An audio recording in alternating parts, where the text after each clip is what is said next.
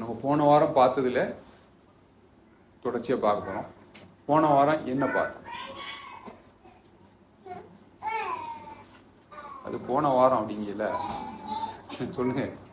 போன வாரம் நம்ம என்ன பார்த்தோம்? வாக்குத்தத்தங்களை குறித்து பார்த்தோம். கரெக்ட், அதேதான்.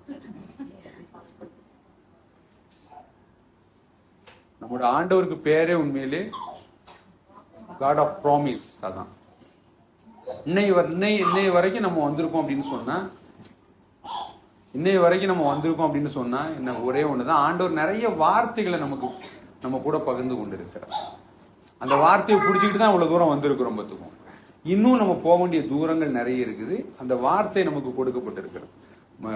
போன வாரம் நிறைய நம்ம கேட்டோம். என்னன்னா, மொத்தம் வாக்குத்தத்தங்கள் எத்தனை, பழைய ஏற்பாடுல எத்தனை, புதிய ஏற்பாடுல எத்தனை, பெரிய பெரிய வாக்குத்தத்தங்கள்லாம் எங்க இருக்கு, உங்க கூட ஆண்டவர் என்ன பேசி இருக்கிறார், இப்படி எல்லாம் கேட்டோம். பார்த்துக்கோம், நம்ம பேசுனது இப்ப யூடியூப்ல போடுறோம். பாத்தீங்களா? அது பாத்தீங்களா? இன்னும் வரும் மெசேஜ் மட்டும் அதுல போட்டுருவோம் நம்ம. ஸோ தொடர்ச்சியா கேளுங்க. நான் திரும்ப திரும்ப சொல்றேன், ஆண்டவர் கூட நீங்க வாழ்ந்து கொண்டு இருக்கிறீர்கள். உங்க வாழ்க்கை ரொம்ப ப்ரொடக்டிவிட்டியா இருக்கணும்னா நீங்க அதுக்கான இன்வெஸ்ட்மெண்ட்டை பண்ணணும். நான் செய்யறதே செய்வேன், ஆனா திரும்ப எனக்கு கரெக்டான எல்லாம் வேணும் அப்படின்னு சொன்னா அப்படி கிடையாது. அற்புதம்னா என்ன தெரியுமா அர்த்தம்? அற்புதம் அப்படி சொல்றேன்ல, மிராக்கிள் அப்படின்னு என்ன தெரியுமா அர்த்தம்? Preparation plus opportunity equal to miracle. அதாவது குதிரை யுத்த நாளுக்கு ஆயத்தமாக்கப்படும்,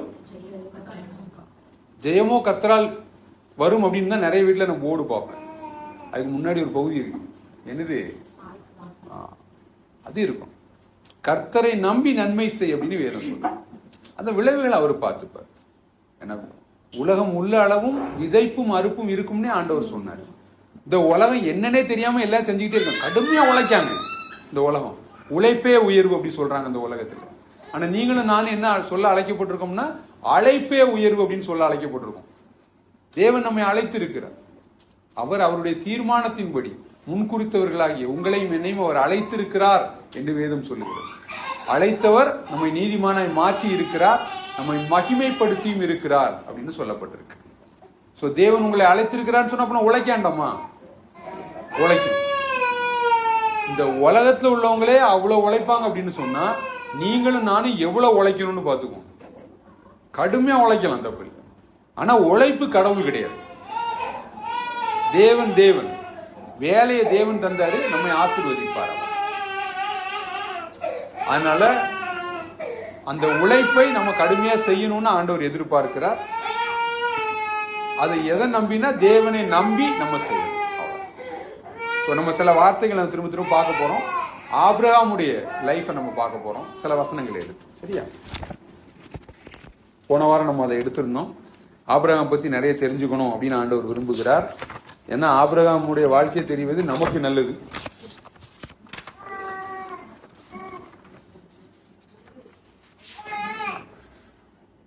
ஆபிரகாமுடைய இதை நம்ம ஏன் தெரிஞ்சுக்கணும் அப்படின்னு சொன்னா, கலாத்தியர் 3:14 எடுங்க. கலாத்தியர் 3:14.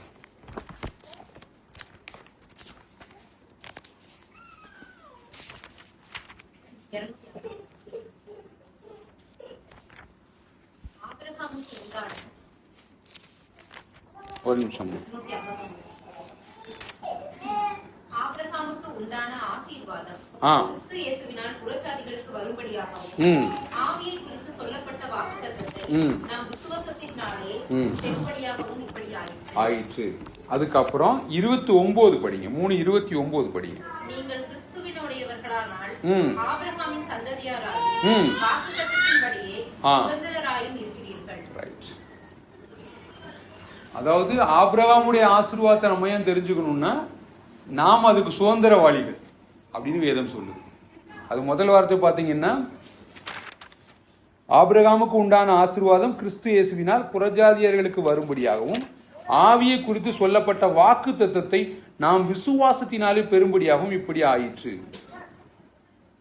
ஹோலி ஸ்பிரிட் பத்தி சொல்லப்பட்டிருக்கும், அதுவுமே வாக்கு தத்தம் பண்ணப்பட்டதுதான். பழைய ஏற்பாடுல சொன்னார் ஆண்டவர், நான் இவர்களுக்குள்ளே உலாவி நான் இவர்கள் தேவனாய் இருப்பேன், இவர்கள் என் ஜனமாய் இருப்பார்கள் அப்படி சொன்னார். இப்ப அந்த வெறுமனே ஆவிக்குரியது, அதாவது வேலைக்குரியதோ பினான்ஸ் பொருளாதாரமோ எல்லாமே எல்லாமே அந்த ஆவிக்குரிய ஆசீர்வாதத்துல வந்துடும். வேலை சிலர் ஆசீர்வாதம் ஆவிக்குரியது இல்லைன்னு நினைக்கிறாங்க, அப்படி கிடையாது. வேலையும் ஆவிக்குரியது தான். எபேசியர்ல போட்டிருக்கோம், கிறிஸ்து இயேசுவுக்குள்ளே உன்னதங்களிலே தேவன் உங்களை சகல ஆசீர்வாதத்தினாலும் ஆசீர்வதித்து இருக்கிறார் என்று சொல்லப்பட்டது. இதுவும் அப்படிதான். ஆபிரகாமுடைய ஆசீர்வாதம் சுதந்திரவாளிகள் யாருன்னா இஸ்ரேல் ஜனங்க வேணா கொண்டாடலாம் மாம்சத்தின்படி, ஆனா ஆவிக்குரியபடி நீங்களும் நானும் நாம் சொந்தமா இருக்கிறோம் அந்த ஆசீர்வாதத்துல. இப்ப நம்ம புதிய ஏற்பாடுல பழைய ஏற்பாட்டுக்கு போகலாம். புதிய ஏற்பாடுல இருந்து பார்த்துட்டோம், பழைய ஏற்பாட்டுக்கு போகலாம். ஆதியாகமம் 12 எல்லாருக்கும் தெரிஞ்ச வசனங்கள். இது எப்பவுமே நல்ல ஞாபகம் வச்சிருக்கணும். ஏன் அப்படின்னா இது அதிகமா தியானம் பண்றவங்க உண்மையில வறுமைக்குள்ள நம்ம ரொம்ப நாள் வாழ மாட்டோம். 1ல இருந்து படிங்க.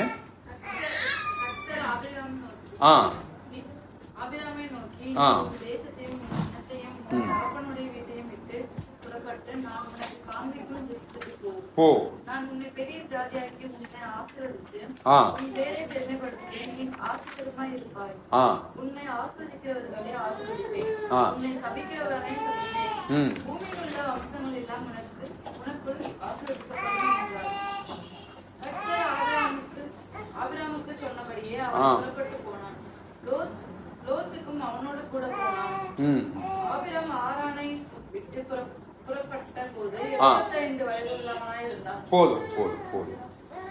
ஆபிரகாம ஆண்டவர் வந்து கூப்பிடுறாரு. ஆபிரகாம் வந்து ஒரு, அதாவது கடவுளை பத்தி ரொம்ப தெரியாம வாழ்ந்து கொண்டு இருக்கிற ஒரு பின்னணியில் இருக்கிறவங்க பார்த்துக்கோங்க.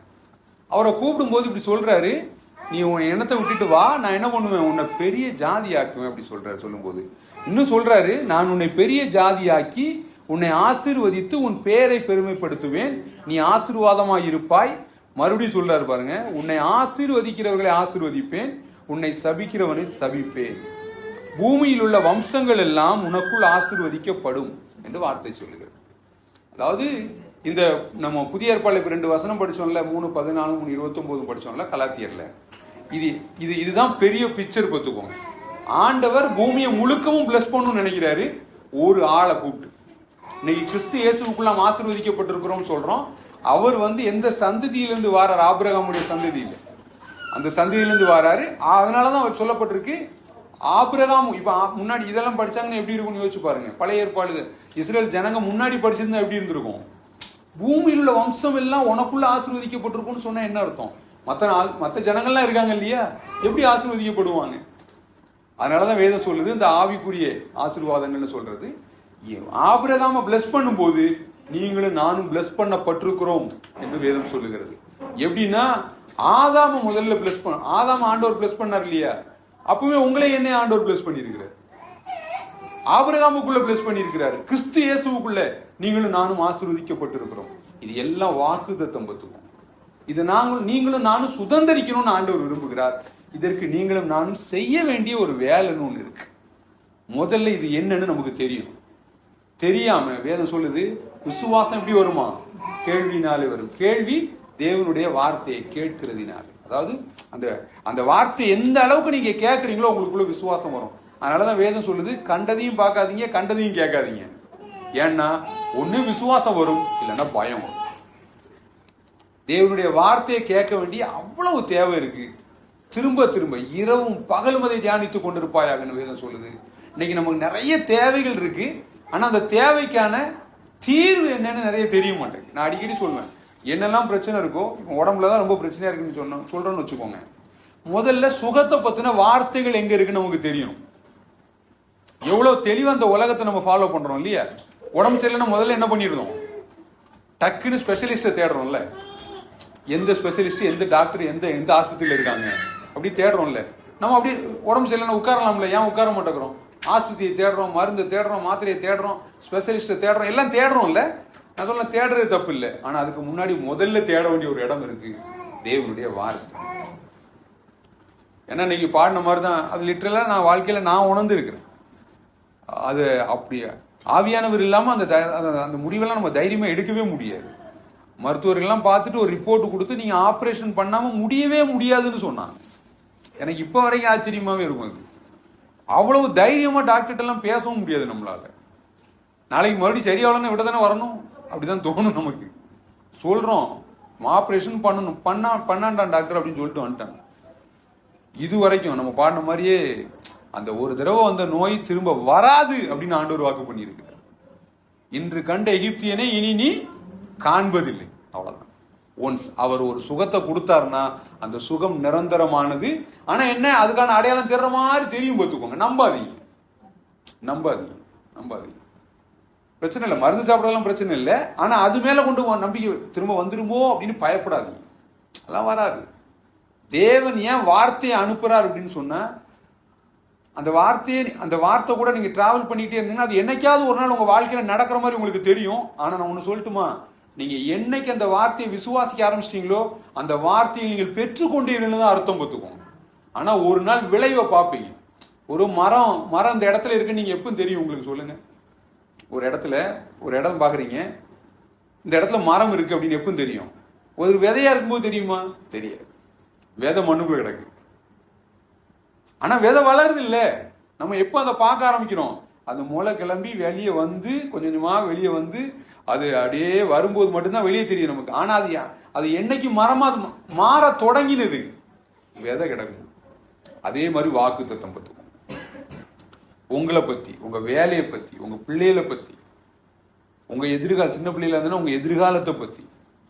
நான் இருப்பேன் அப்படிங்கிறார், நான் கூட இருப்பேன். தாவீது சொல்றான், சின்ன வயசுல என் கூட இருந்தீங்க ஆண்டவரே, எனக்கு வயசாயிருச்சு, இப்பவும் என் கூட நீங்க இருக்கிறீங்க அப்படி சொல்றான். சொல்லும்போது தாயோட கர்ப்பத்துல நீங்க தான் என்ன தாங்குனீங்க அப்படிங்கிறான் சொல்லும்போது.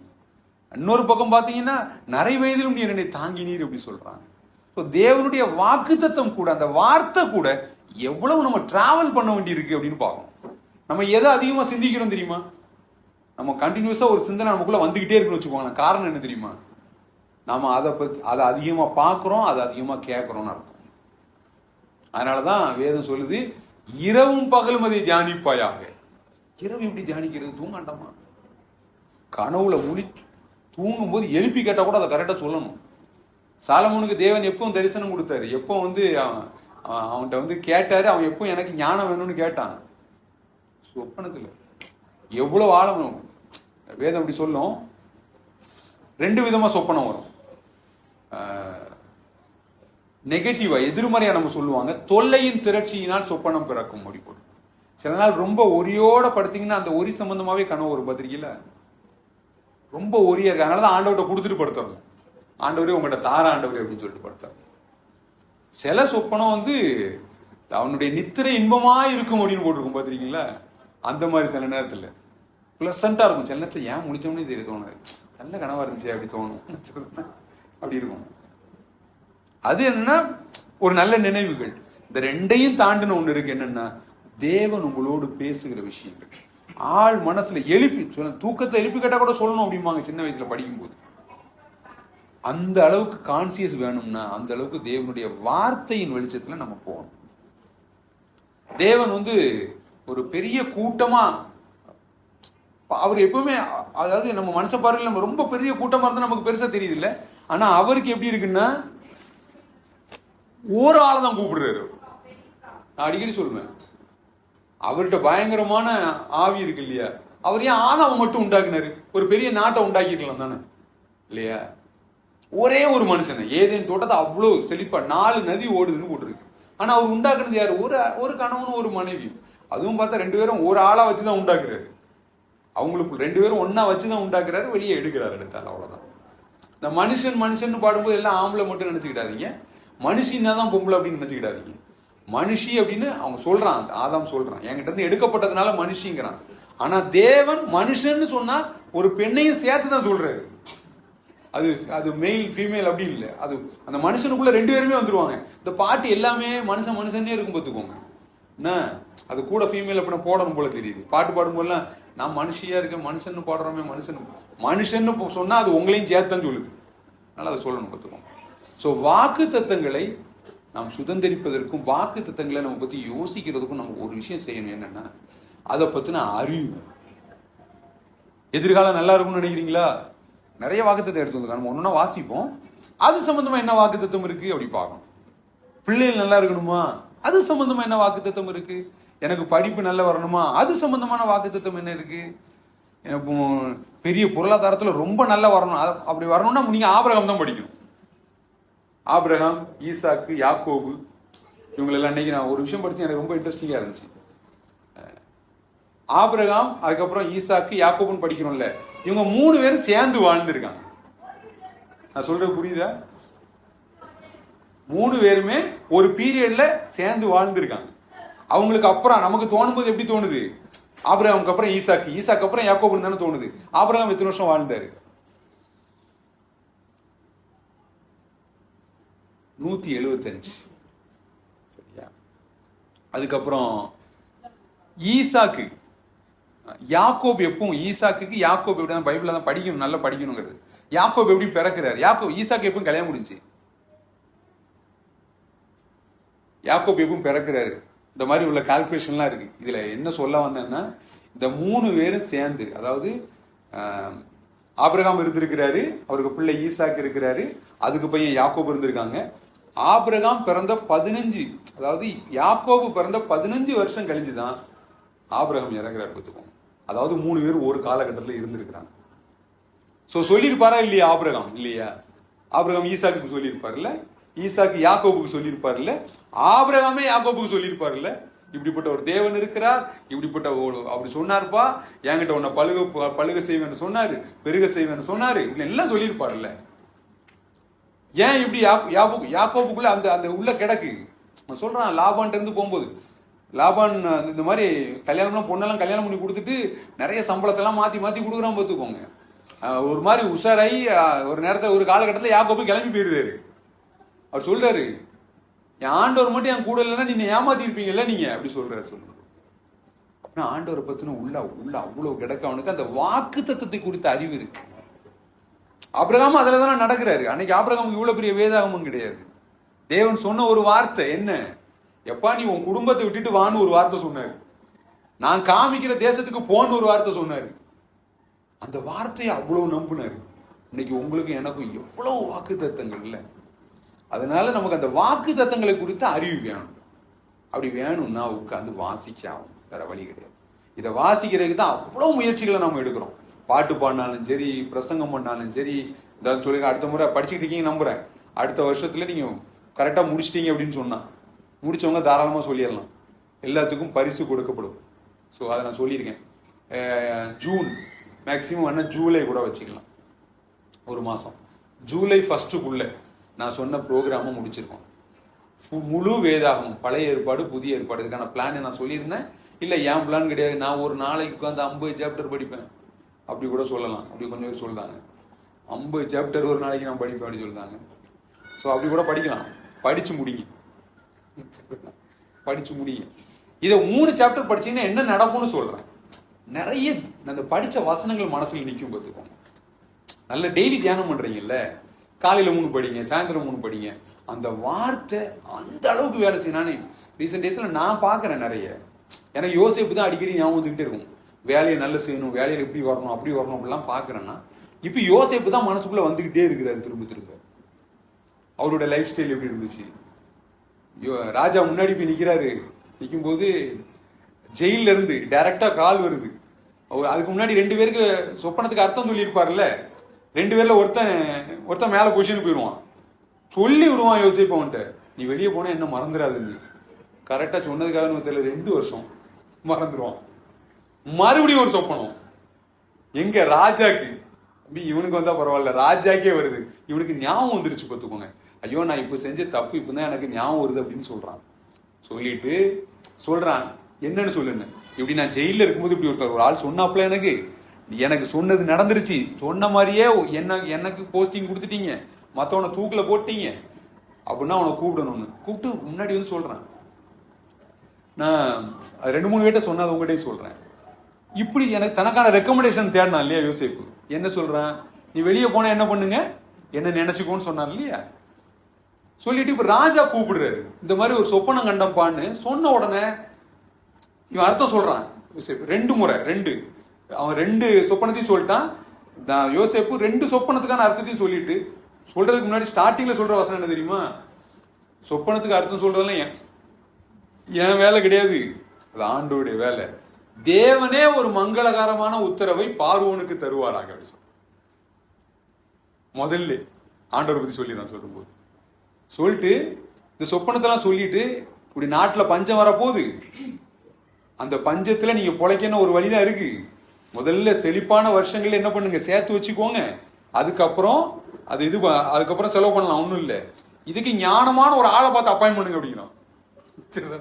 எனக்கு என்ன யோசனைன்னா, இவங்கிட்டே ரெக்கமெண்டேஷன் கேட்ட அந்த சொப்பனம் சொன்னால ஜெயிலுக்குள்ள இருந்த 2 பேர்ல ஒரு ஆள்கிட்ட எனக்கு வெளியே போனா ஞாபகம் வச்சுக்கோன்னு சொன்னான்ல, இதை ஏன் இவன் ராஜாட்ட கேட்கல? சொல்லிக்கலாம் தானே, ராஜா சூப்பரா ஒரு ஐடியா சொல்லிடுங்க,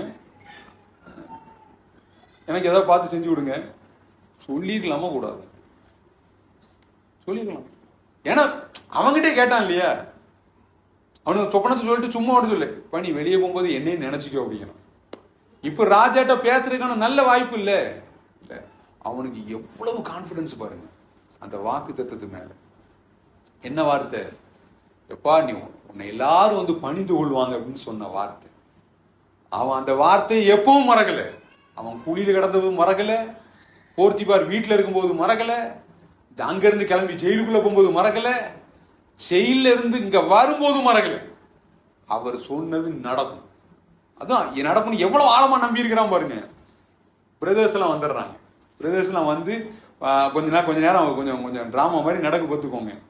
கடைசியில அவங்க பிரதர்ஸ் எவ்வளவு பயந்துருப்பாங்கன்னு படிக்கும்போது எனக்கு இன்னும் ஆச்சரியமா இருக்கு. வந்துட்டாங்க, எல்லாரையும் ஃபேமிலியெல்லாம் கூட்டு உள்ள வந்தாச்சு. யாக்கோபு இங்க வந்து ஒரு 17 வருஷம் இங்க வாழ்ந்திருக்காப்ல. 120 வருஷம் சம்திங் அந்த வயசுல தான் உள்ள வாராரு. 137 வயசு வரைக்கும் எகிப்துல வாழ்றாரு பார்த்துக்கோங்க. 17 வருஷம் அங்க வாழ்ந்திருக்கா. அவர் இறந்துடுறாரு. இறந்த பிறகு சகோதரர்கள் சொல்றாங்க, அப்பா சொன்னாரு நீங்க என்னெல்லாம் பத்திரமா பாத்துக்கணும்னு சொல்லியிருக்காரு அப்படிங்க. யாக்கோபு இறந்த பிறகு ஏதாவது பண்ணிடுவான்னு பயம். ஏன்னா ஏசாவும் யாக்கோபு இருந்தாங்க இல்லையா. நான் சொல்றது திரும்ப சொல்றேன், நான் பைபிள் வாசிக்காம சொல்லிட்டு இருக்கேன். வேதம் படிச்சா மட்டும்தான் நான் சொல்றது புரியும். படிச்சிருக்கீங்கன்னு நம்பிக்கையோட பேசிட்டு இருக்கேன். சரியா? யாக்கோபு ஏசாவை ஏமாத்திட்டான்ல. ஏமாத்தி போனோம். ஏசா என்ன நினைக்கிறான் தெரியுமா மனசுக்குள்ள? அவர் மட்டும் போட்டோம், அதுக்கப்புறம் இவனுக்கு ஏதாவது செஞ்சிடும் அப்படின்னு நினைக்கிறான். யார? யாக்கோபு கொன்றலாம் நினைக்கிறான். ஏன் கொள்ளல? ஈசாக்கு இருக்கான்ல, அதனால. அதே மாதிரி சகோதரர்கள் பயப்படுறாங்க. அப்ப சொல்றான், நான் என்ன தேவனா? அவன் சொல்றேன், எனக்கு தீங்கு பண்ணி நீங்க எல்லாரும் சேர்ந்து எனக்கு தீமை பண்ணீங்க. ஆனா ஆண்டவர் எதுக்கு தெரியுமா என்ன முதல்ல அனுப்புனாரு? உங்களுக்கு ஜீவ ரட்சணை செய்யும்படியாக என்ன முதல்ல அனுப்புனார் அப்படி சொல்றோம். எவ்வளவு பெரிய விஷன் பாருங்க. இந்த விஷன் எங்க இருந்து வரும்? ப்ராமிஸ். அதை நம்புறதுல இருந்து வரும். நம்ம திறமையில இருந்து வராது, நம்ம பேங்க் பேலன்ஸ்ல இருந்து வராது, நமக்கு இருக்கிற ஆட்கள் எவ்வளவு பேர் தெரியும் அதுல இருந்து வராது. இதை நம்புறதுல இருந்து வரும். அதனாலதான் சொல்லுவேன், எல்லா வாக்கு தத்தங்களும் நமக்கு சொல்லப்பட்டிருக்கு. மொத்தமா வாக்கு தத்தங்கள் எல்லாம் இயேசு கிறிஸ்துவுக்குள் ஆம் என்றும் ஆமேன் என்றும் இருக்கிறது என்று. இப்ப நிறைய வார்த்தைகளை நம்ம ஆபிரகாம் பத்தி படிச்சோம் இல்லையா. இது இது இது அவருக்கு மட்டும் சொல்லதில்லை, நமக்கும் கூட சொல்லப்பட்டது அப்படின்னு பாக்குறோம். நம்ம ஆபிரகாம் பத்தி இன்னும் கொஞ்சம் கூட படிப்போம்.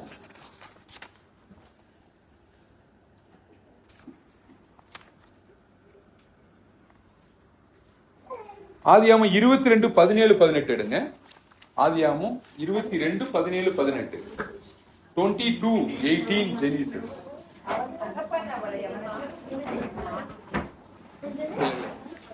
22 ஜெனிசிஸ் 22:17. சந்ததியை வானத்து நட்சத்திரங்களைப் போலவும் கடற்கரை மணலைப் போலவும் பெருகவே பெருக பண்ணுவேன் என்றும் உன் சந்ததியார் தங்கள் சத்துருக்களின் வாசல்களை சுதந்திரித்துக் கொள்வார்கள் என்றும் நீ என் சொல்லுக்கு கீழ்ப்படிந்தபடியினால் உன் சந்ததிக்குள் பூமியில் உள்ள சகல ஜாதிகளும் ஆசீர்வதிக்கப்படும் என்றும் என் பேரில் ஆணையிட்டேன் என்று கர்த்தர் சொல்லுகிறார் என்றார். எஸ், அதாவது ஊர்ல எல்லாம் இந்த நம்புறதுக்காக சத்தியம் பண்ணுவாங்க பாத்திருக்கீங்களா? அது அந்த சத்தியம், அம்மா சத்தியம், அப்பா சத்தியம், அந்த சத்தியம், இந்த சத்தியம் எல்லாம் பண்ணுவாங்க. இவரு ஆண்டவர் நம்மள சத்தியம் பண்ணக்கூடாதுன்னு சொல்லியிருக்காரு. எது மேலேயும் சத்தியம் பண்ணாதப்பா அப்படின்னு சொல்லியிருக்காரு. சொன்னவர் சொல்றாரு, ஆணையிட புதிய ஏற்பாடுல போட்டிருக்கோம், பழைய ஏற்பாடுல போட்ட வசனத்தை புதிய ஏற்பாடுல கோட் பண்றாங்க. ஆணையிட தம்மில் தான் பெரியவர் இல்லாதபடினார் அவர் தம்மில் தானே ஆணையிட்டார். ஏன் தலையில் அடிக்க அப்படிம்பாங்க. அப்படி சொன்ன அப்படி சத்தியம் பண்றாங்கன்னு என்ன அர்த்தம்? அது நடக்கலைன்னா நான் இல்லைன்னு அர்த்தம். சத்தியம் மட்டும் நடக்கலன்னா ஆள் இல்லைன்னு சொல்லிடுவாங்க, அவ்வளவுதான். போட்டிருக்கான் அவர் அந்த வார்த்தையை போட்டிருக்குது.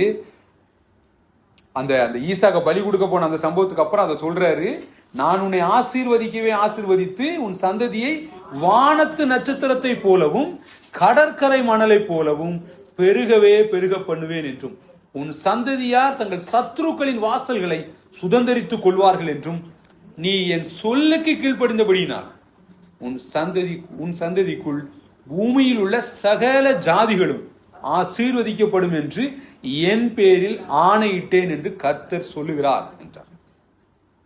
ஆபிரகாமுக்கு சொல்லப்பட்ட வார்த்தை இன்னைக்கு உங்களுக்கும் எனக்கும் சொல்லப்பட்டிருக்கு. நல்லா கொஞ்சம் பெருசா யோசிக்க. ஒரு விஷயத்த கூட நம்ம தியானம் பண்ணிக்கிட்டே இருக்கிறேன்.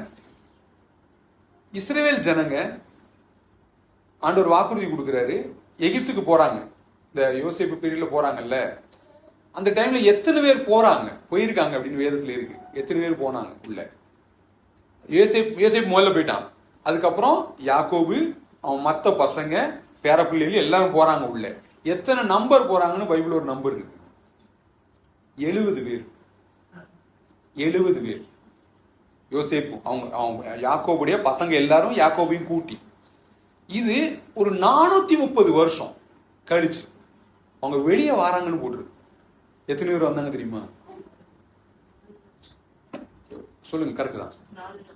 6 லட்சம். 6 லட்சம் புருஷர்கள். இந்த வசனத்தை நான் படிக்கிறேன், வசனத்தை சொல்லி நான் படிக்கிறேன். நம்ம ஆதியாமம் வாசிக்கிறதுனால திரும்ப ரொம்ப அதுக்குள்ளேயே இருக்கும் பார்த்துக்கோங்க. நான் சொல்றேன், நான் எடுத்தப்பட சொல்றேன். இருங்க.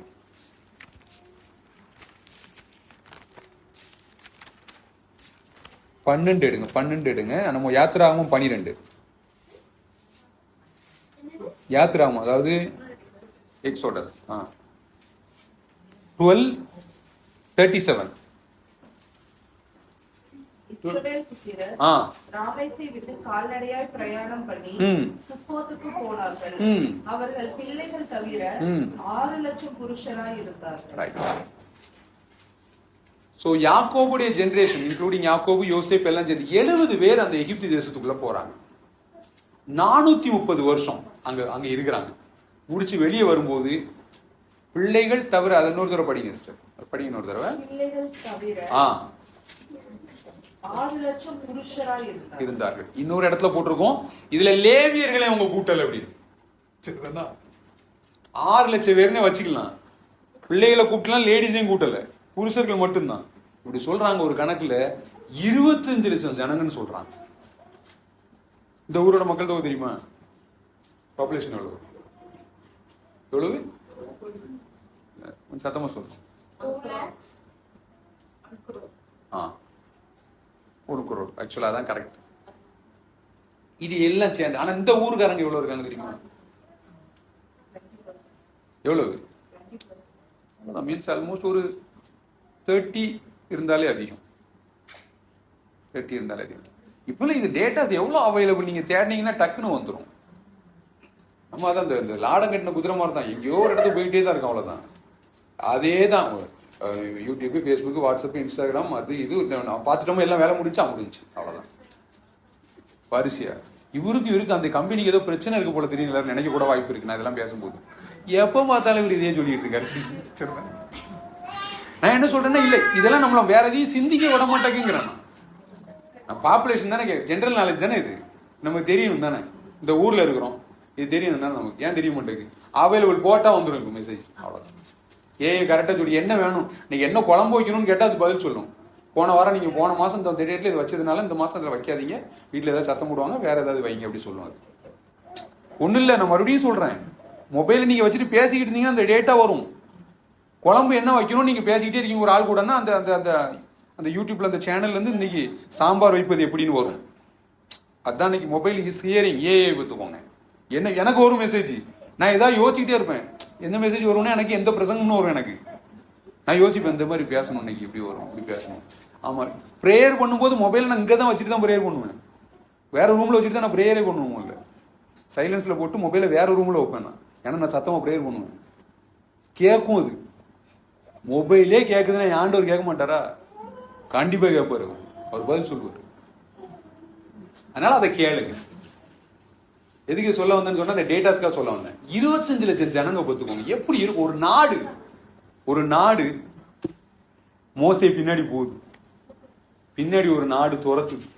அந்த ஜனங்களை அதான் போட்டிருக்கு. யோசிச்சு பார்த்தேன், 25 லட்சம் ஜனங்க ஒரு நாட்டை தாண்டி போறாங்கன்னு இன்னொரு நாடு கேள்விப்பட்டா எப்படி இருக்கும்? அதான் உங்களை பத்தி கேட்டப்ப எங்க ஒரு இருதயமெல்லாம் கரைஞ்சு போச்சு அப்படின்னு சொல்லுவாங்க அந்த ஊருக்காரங்கள்லாம். எந்த நாட்டுக்குள்ள போறாங்களோ அந்த நாட்டுக்காரங்களாம் கேள்விப்படுறாங்க, இப்படி எகிப்துல இருந்து ஒரு கூட்டம் கிளம்பி இருக்கு அப்படின்னு. எப்படி இருக்கும் பாருங்க. மிலிட்ரினா கொஞ்சம் பேர் இருப்பாங்க, இந்த நாடே மிலிட்ரி மாதிரி தான் இருக்கு போட்டிருக்கு வேதத்துல. அதுல ஒருத்தம் கூட பலவீனம் கிடையாது, ஒரு ஆள் கூட பலவீனம் கிடையாது. எப்பேற்பட்ட தேவனை நீங்களும் நானும் ஆராதிக்கிறோங்கிறது நமக்கு தெரியணும். பார்த்துக்கோங்க, சாதாரணமா கிடையாது. அவரு அப்படிப்பட்ட தேவன் தான் சொல்றாரு, 2 பேர் கூட்டிங்கன்னா அந்த இடத்துல நான் இருக்கேன் அப்படிங்கிறாரு. எப்பேற்பட்ட தேவன் அவர். கடல் அவங்க முன்னாடி பிளகுது, நதி குவிஞ்சு நிக்குது, எரிகோ விழுது. எவ்வளவு பெரிய தேவனை நம்ம மென்டல் பிளாக்ல இருந்தா இதெல்லாம் படிக்கும் போது உடஞ்சு சுக்கான்னு உறிஞ்சிடும். இதெல்லாம் எப்படிங்க எனக்கு நடக்கும்? இதெல்லாம் சொன்ன வார்த்தையில எப்படி நடக்கும்? 430 years போட்டிருக்கு. இதை நான் எப்படி கூகுள தேடி பார்க்கறேன், எப்படி இது பாசிபிள்? முதல்ல தேடி பார்க்கறேன், எப்படி இது எப்படி பாசிபிள் டெக்னிக்கலி. அதாவது 430 வருஷம் அப்படின்னு சொன்னா நம்ம என்ன கணக்கு பண்ணலாம்? ஒரு 4 ஜெனரேஷன் இருக்குமா, 100 வயசு அந்த காலத்துல இருந்ததுனால நம்ம 100 வயசு கூட கணக்கு பண்ணிக்கலாம். ஆனா ஒரு ஆள் வந்து குறைஞ்சது ஒரு 4-5 தலைமுறையை பாக்குறாங்க. ஒரு ஆள் 30 வயசுல கல்யாணம் முடிக்கிறான்னா அவங்களுக்கு பிள்ளை குழந்தை பிறகுது இல்ல. பெருக்கம்னா அந்த எந்த அளவுக்கு பெருக்கம்னா அந்த ராஜா பார்த்து பயந்துட்டான் பார்த்துக்கோங்க. பார்வோன் ஒரு நாடு இருக்குன்னா அந்த நாடு கால்குலேஷன் பண்ணுவாங்கல்ல, இந்த ஊர்ல நம்ம எப்படி இருக்கோம் மத்தவங்க எப்படி இருக்காங்கன்னு. ஒரு யுத்தம் வந்துச்சுன்னா இவங்க அவ்வளவு பேரும் மொத்தமா சேர்ந்துட்டு பிரச்சனைக்கு வந்துருவாங்கன்னு பயப்படுறாங்க. அதனாலதான் பயப்படுறான். அவன் சொல்றான், எந்த அளவுக்கு பயந்துருப்பான் பாருங்க. ஆம்பளை பிள்ளை பிறந்தா கொன்று அப்படிங்க, ஆம்பளை பிள்ளை பிறந்தா கொன்று, பொம்பளை பிள்ளைன்னு விட்டுரு. இது சட்டம், எகிப்துல போடப்பட்ட சட்டம் இது. ஆனா வேதம் சொல்லுது, அவர்கள் எந்த அளவுக்கு நெருக்கப்பட்டார்களோ அந்த அளவு பெருகினார்கள் என்று. அதனால ஆண்டவரை பத்தி யோசிக்கும் போது கொஞ்சம் அற்புதமாவே யோசிங்க, பாசிபிலிட்டியை தாண்டியே யோசிங்க. இது நடக்கும் இது நடக்காது அப்படிலாம் யோசிங்க. 25 லட்சம் ஜனங்க, அது கேட்டகரி வயசுல போட்டிருக்குது. ஆண்கள், பெண்கள், பிள்ளைகள். 30 வயசுல ஒரு ஆள் 30 வயசுல கல்யாணம் முடிக்கிறாருன்னா அவர் குறைஞ்ச ஒரு 4 தலைமுறையாவது பாத்துறாரு. ஒரு ஃபேமிலியில எப்படியும் யாக்கோபுக்கு மொத்தம் எத்தனை பிள்ளைகள்? என்ன திடீர்னு பேசிட்டு டக்குனு கை கட்டிங்க, சொல்லுங்க. 12. இன்னொன்னு கூட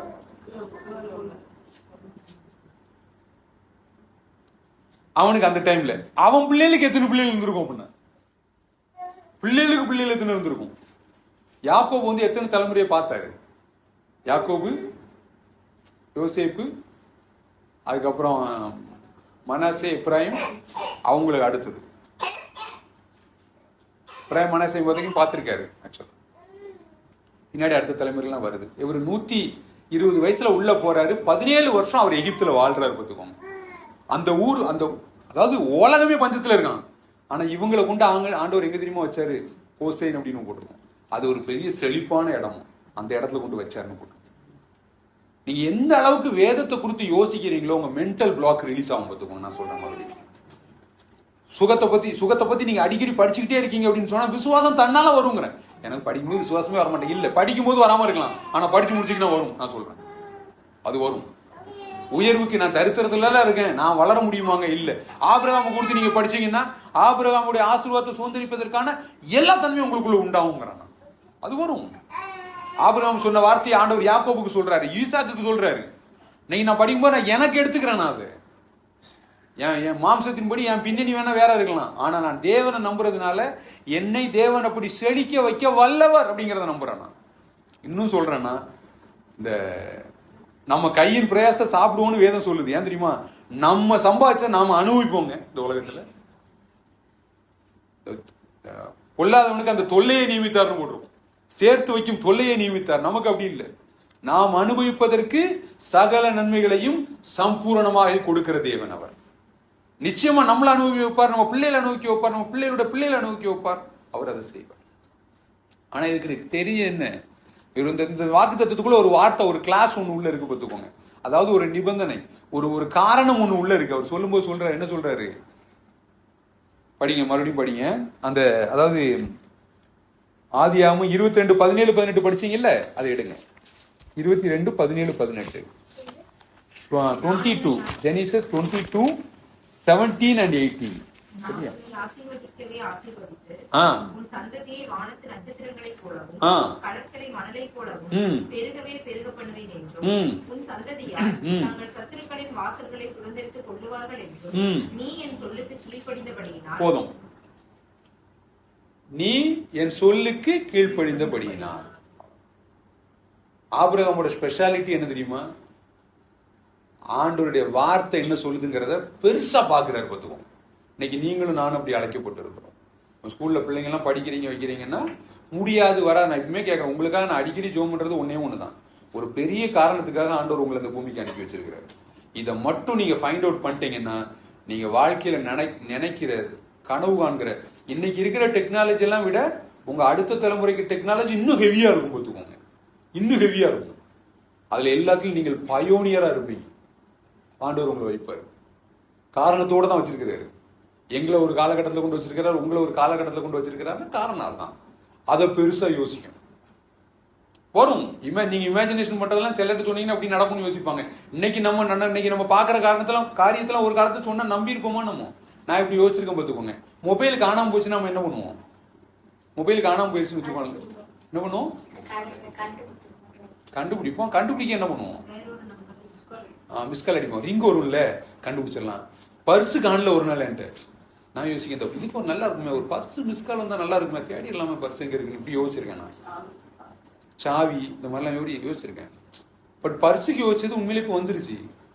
மொபைலில் அவ்வளோ கார்டு இருக்கும். பார்த்துக்கோங்க, ரிங் பண்ணால் இப்போ அது பர்ஸு தான். பார்த்துக்கோங்க, மொபைல் பர்ஸ் இல்லைன்னா பேர்லாம் வீட்டுக்கு தெரியும்ல, எங்கேயும் பேர்லாம் தெரியும்ல. ஏன்? டெபிட் கார்டு, கிரெடிட் கார்டு, மொத்த கார்டும் பர்ஸ் மொபைலில் தான் இருக்குது. பார்த்துக்கோங்க, இப்போ எல்லாம் மொபைலை கொண்டு கொடுக்குறோம். வந்துருச்சு பாருங்க. இன்னும் எவ்வளோ அட்வான்ஸாக நினைச்ச நடக்கிற மாதிரிலாம் வந்துடும். பார்த்துக்கோங்க. ஸோ ஆண்டவர் பிள்ளைகளை உங்களை இந்த இடத்துல வச்சிருக்கிறாருன்னு சொன்னால் இன்னும் பெரிய காரியங்கள் இல்லை. ஞானம் ஆண்டவர் படிச்சது புரியலன்னா ஆண்டவர்கிட்ட கேட்கலாம். ஆண்டவரே எங்களுக்கு புரியல ஆண்டவரேன்னு கேட்கலாம். எங்களுக்கு கற்றுக் கொடுங்க ஆண்டவரேன்னு கேட்கலாம். சொல்லுவாரு.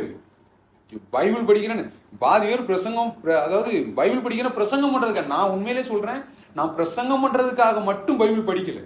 பிரசங்கம் பண்றதுக்கு இன்னும் கொஞ்சம் தேடுவேன்னு வச்சுக்கோங்க. ஆனா நான் எனக்கு உதவி செய்யறது எதுன்னா, எனக்காக நான் பைபிள் படிச்சேன்ல, அதுதான் இன்னைக்கு எனக்கு பிரசங்கம் பண்ண உதவியா இருக்கு. இல்லைன்னா நான் எப்படி சொல்றது? இன்னும் சொல்லப்போனா நான் பிரசங்கம் பண்றதை விட மற்ற நேரம் தான் அதிகமா பேசணும்னு வச்சுக்கோங்களேன். இதை பத்தி, ஆண்டோடைய வார்த்தையை பத்தி மற்ற நேரம் தான் ரொம்ப பேசும். அப்படி பண்ணணும், இப்படி பண்ணணும், அவர் வார்த்தை அப்படி போட்டிருக்கல, அது சொல்லுது இல்லை, அது வைக்கிறது இல்லை அப்படின்னு பேசுவோம். இது என்னன்னா, இது வாழ்க்கைக்கு பேதுருல சொல்றாரு, அது இந்த ஜீவனுக்கும் அப்படிங்கிற இந்த வாழ்க்கைக்கு அது அவ்வளவு பிரயோஜனமா இருக்கும். இந்த மாதிரி பெரிய இடங்களுக்கு எல்லாம் போயிட்டு மேல வரும்போது நான் பேசிட்டு இருக்கேன், நம்ம ஏன் நல்ல பெரிய ஆளா வரணும் இந்த பூமியில, நம்ம ஏன் பெருசா நல்லா இருக்கணும்? காரணம் ஒன்னே ஒண்ணுதான், நல்ல பெரிய இடத்துல போய் ஜெயிச்சு நின்றுட்டு சொல்லி ஆண்டவர் தான் என் பலன்னு சொன்னா எப்படி இருக்கும்? இல்ல இன்னைக்கு சொன்னா எல்லாம் யோசிக்கிறாங்கல்ல. ஆனா அன்னைக்கு ஒண்ணுமே, ஒரு தோல்வியில இருந்து தேவனை சொல்றதுக்கும் ஒரு வெற்றியில இருந்து தேவனை சொல்றதுக்கும் எவ்வளவு வித்தியாசம் இருக்கு. நீங்க நல்லா இருந்தீங்கன்னா அது அவ்வளவு வெளிப்படும்.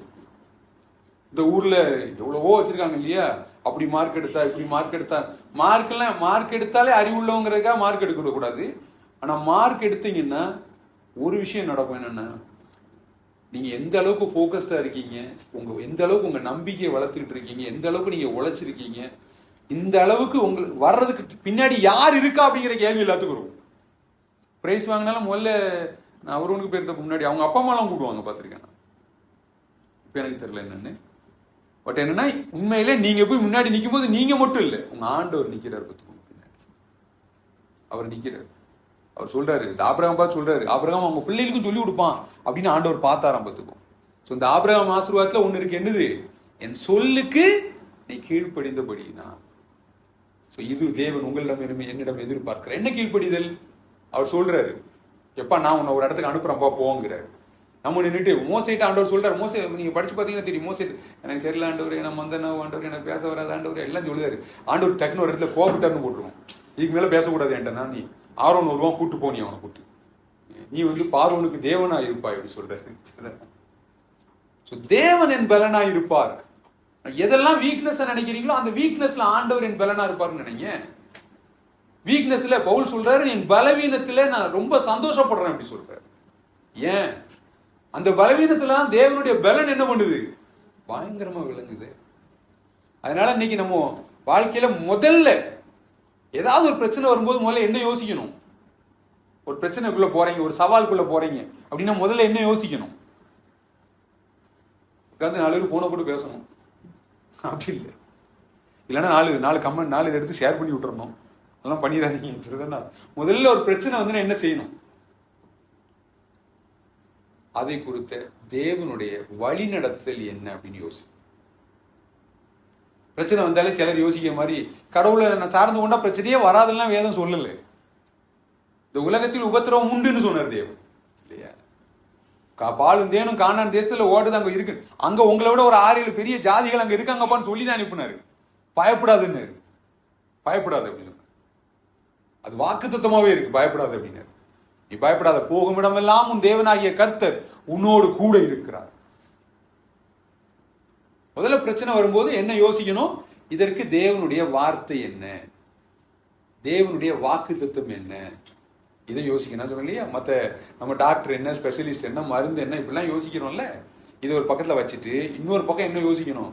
தேவனுடைய வார்த்தை என்ன சொல்லுகிறது.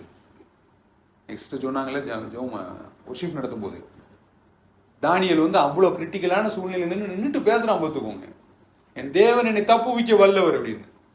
ராஜா சொல்றான், இல்ல யாரு தப்புவிப்ப பார்ப்போம்.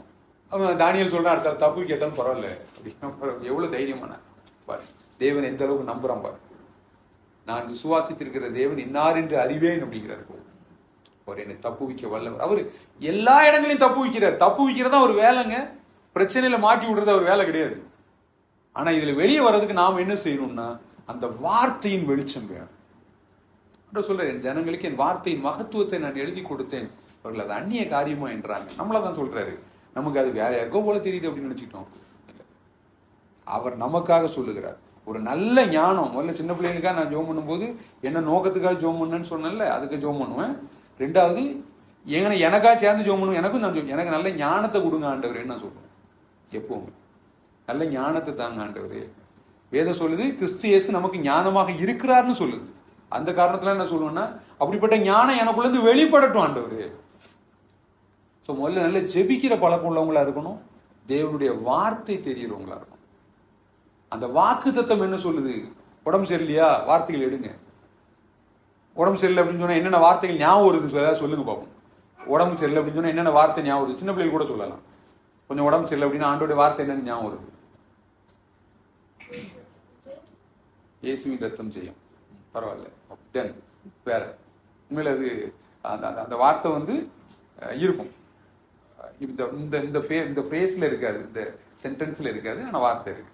சொல்லுங்க வேற. இயேசுவின் ரத்தம் செய்யும். உண்மையிலே அதான் அவருடைய ரத்தம் உண்மையிலே சகல பாவங்களையும் நீக்கி நம்மை சுத்திகரிக்கும் அப்படின்னு வார்த்தை இருக்கு. வேற, அவர் தழும்புகளால் நாம் சுகமானோம். பேதுருவில் இருக்கு, அவர் தழும்புகளால் நாம் சுகமானோம். வேற, குமாரன் விடுதலையாக்கினால் நீங்கள் மெய்யாக விடுதலையாவீர்கள். கரெக்ட். நான் உன் அப்பத்தையும் தண்ணீரையும் ஆசீர்வதித்து வியாதியை உன்னிலிருந்து நான் விலக்குவேன் அப்படி சொல்லியிருக்கீங்களா ஆண்டவரே அப்படின்னு பேசலாம் அவர்கிட்ட. வேற, எஸ், நானே உன் பரிகாரியாகிய கர்த்தர் நீ சொல்லியிருக்கிறேன் ஆண்டவரே அப்படின்னு நம்ம வரப்பா சொல்லலாம். நீரே என் பரிகாரியாகிய கர்த்தர். மென்டல் பிளாக்ல நம்ம நிக்க வேண்டிய தேவையில்லைங்கிறான். என்னன்னா இதுக்கு மருந்தே கிடையாது அப்படின்னு சொன்னோம்னா வாழ்க்கையில என்ன யோசிக்கிறாங்க? ஒரு நோய்க்கு மருந்தே கிடையாது அப்படின்னு சொன்னா யோசிக்கிறாங்க. என்ன யோசிக்கிறாங்க? முடிஞ்சு, அவ்வளவுதான். அப்படிதானே யோசிக்காங்க. ஆனா பைபிள்ல மருந்தே கிடையாதுன்னு ஏதாவது எழுதியிருக்கா? பைபிள் அப்படி சொல்லல. அவர் சொல்றாரு, அவர் வந்து இயேசு கிறிஸ்து ஒத்து போட்டிருக்கோம், அவர் சகல வியாதிகளையும் சுகமாக்கினார், சகல நோய்களையும் சுகமாக்கினார் போட்டிருக்கோம் இல்லையா? அவர் அப்படிதான் வந்து சொல்றாரு. சொல்லுங்க, அந்த பையன் அங்க நீங்க எங்க பாக்கலாம். ஆச்சரியமா பாக்குறீங்க. எல்லாரும் கொஞ்ச நாளைக்கு முன்னாடி இப்படித்தானே இருந்தீங்க. அதனால அந்த மாதிரி வாக்கு தத்துவம் இது மாதிரி அடுத்து நான் சொன்னேன்ல, இதுல இன்னும் நிறைய வார்த்தைகள்லாம் இருக்கு. எப்போ வர ஃபார்ம் இன்னும் நிறைய வார்த்தைகள். என்னுடைய வார்த்தையை அனுப்பி நான் குணப்படுத்துவேன் சொல்றேன். இன்னும் இன்னைக்கு ஒர்ஷிப் பண்ணும்போது நேரம் சொன்னாங்க, அந்த இஸ்ரவேல் ஜனங்கள்ல ஒருத்தம் கூட பலவீனமானவன் இல்லைன்னு போட்டு 40 வருஷம் வனாந்தரத்தில் நடந்தும் அவங்க அப்படி இருந்தாங்கன்னு போட்டு, கால் போட்டு செருப்பு தேயிலன்னு போட்டுருக்கு. அப்படியே இந்த வார்த்தைகள் எல்லாம் யோசிக்கும் என்ன நடக்கும் தெரியுமா? இந்த மனதில் இருக்கிற பிளாக் நீங்கி போயிரும் பார்த்துக்கோங்க. அது நீங்கும். அது நீங்கிருச்சுனாலே பெரிய விஷயம்னு என்னன்னா, இந்த உலகம் ஒண்ணு சொல்லுது, நமக்கு வார்த்தை ஒண்ணு சொல்லுது. ஆண்டவர் சொல்றாரு, என்னை கனம் பண்ணுகிறவர்களை நான் கனம் பண்ணுவேன்னு சொல்றாரு. இந்த வார்த்தையை நம்புறதுக்கு எவிடன்ஸ் எல்லாம் ஏதாவது வேணுமா அப்படின்னு கேட்டா ஒரே ஒரு எவிடன்ஸ் தான் உங்களுக்கு இருக்கு. யோனா அவர் சொல்றாரு, யோனாவின் அடையாளம் தவிர உங்களுக்கு அடையாளம் கிடையாது அப்படின்னு சொன்ன மாதிரி சொல்ற ஒரு எவிடன்ஸ், அதாவது இந்த மெயின் எவிடன்ஸ் இருக்கு. என்னன்னா, சிலுவையில் அடிக்கப்பட்ட இயேசு கிறிஸ்து அவர் கல்லறையில் அடக்கம் பண்ணப்பட்டு 3ஆவது நாள் உயிரோடு எழும்பினார். அவர் எழும்பினார் என்றால் நீங்களும் நானும் எழுப்பி இருக்கிறோம். வேதம் சொல்லுகிறது, இயேசு கிறிஸ்துவை மரித்தோரிலிருந்து எழப்பண்ணின அந்த ஆவியானவர் உங்களில் வாசமாய் இருந்தால் உங்கள் சாவுக்கு எதுவான சரீரங்களையும் அவர் உயிர்ப்பிப்பார். வாக்கு தத்துவத்துல இப்ப உங்களுக்கு சொல்லிட்டேன்னா, அதுக்கு அடுத்த இப்ப மெயினான நமக்கு ஃபேக்டர்னா இந்த உலகத்துல 2-3 பிரச்சனை தானே பெருசா இருக்கு.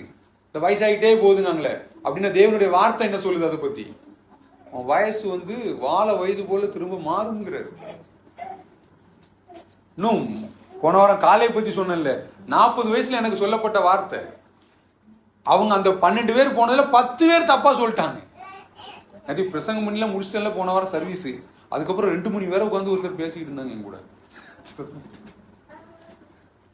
போன வாரம் வந்திருந்தாங்களே, சாந்தா வந்திருந்தாங்களே, உட்காந்து பேசிக்கிட்டு இருந்தாங்க. சாந்தா ஆள் போட்டு 2 பேரும் உட்காந்து பேசிக்கிட்டே இருந்தாங்க, கேட்டுக்கிட்டே இருக்காங்க. சரி, ரொம்ப நேரமா அவங்க அப்ப ஆண்டவர் சொல்லுவார், சில நேரம் சிலர் பேசிக்கிட்டு சிலர் கேட்க விருப்பப்படுவாங்க. எனக்கு ஆச்சரியமா இருந்துச்சு. உண்மையிலே ரொம்ப நாளைக்கு முன்னாடி அந்த மாதிரிலாம் உட்காந்து பேசியிருக்கேன். நிறைய பேர் கூட விடிய பேசியிருக்கேன் உட்காந்து. நான் எப்படி கேரக்டர்னா, படுத்த 1 நிமிஷத்துல நான் தூங்கிடுவேன், அவ்வளவுதான் நமக்கு கெப்பாசிட்டி. ஆனா நம்ம உட்காந்து அவ்வளவுதானே பேசுறோம். அந்த வார்த்தை மேல அவங்களுக்கு இருக்க ஈடுபாடு பார்த்துக்குவோம். அவங்களுக்கு கேட்கறதுக்கு ஈடுபாடு இருக்கும், எனக்கு பேசுறதுக்கு ஈடுபாடு இருக்கும். பேசுவேன், நம்ம உட்காந்து பேசுவேன். இது நீங்க மனசுல வந்துருச்சுன்னா, அவன் என்மேல் வாஞ்சியா இருக்கிறபடினால விடுவிப்பேன்னு போட்டிருக்குல்ல, அதான் வேற ஒண்ணும் இல்லை. இந்த இன்ட்ரெஸ்ட் மெமரிங்கிறது வேற ஒண்ணும் இல்லை. ஞாபக சக்தி இல்லமாங்க சிலது இல்லை. ஞாபக சக்திங்கிறது வேற ஒண்ணும் இல்லை. நமக்கு எதுல ஆர்வமா இருக்கோ அதுல நமக்கு ஞாபகம் வரும். மெயின் ஃபேக்டர் அது. அப்படின்னா எனக்கு மறந்து போச்சுன்னா அப்படின்னா எனக்கு ஆர்வம் இல்லைன்னு அர்த்தம் அப்படி இல்லை. அது வேற காரணம் இருக்கும். பட் ஆனா எதுல அது ஒரு சில ஃபேக்டர்ஸ் எல்லாம் இருக்கு, மறுக்கிறதுக்கு இல்லை. ஆனா எதுல ஆர்வம் இருக்கோ அவங்களுக்கு நல்ல ஞாபகம் இருக்கும். ஸோ தேவனுடைய வார்த்தை இதில் சொல்லுது. இதை பத்தி சொன்னீங்க. பொருளாதாரத்தில் நமக்கு பெரிய பிரச்சனையா இருக்குல்ல, பொருளாதாரம். இதை பத்தி தேவனுடைய வார்த்தை என்ன சொல்லு எப்படின்னு தேடும். இதை பத்தி அது தெரிஞ்ச வசனம் சொல்லுங்க பாப்போம். என்னென்ன வார்த்தை எல்லாம் பொருளாதாரத்தை குறித்து தேவனுடைய வார்த்தை என்ன சொல்லு? நீ கடன் வாங்காது இருப்பாய், அநேக ஜாதிகளுக்கு கடன் கொடுப்பாய். ஆமென். கையிட்டு செய்யற வேலையெல்லாம் நான் ஆசீர்வதிப்பேன்.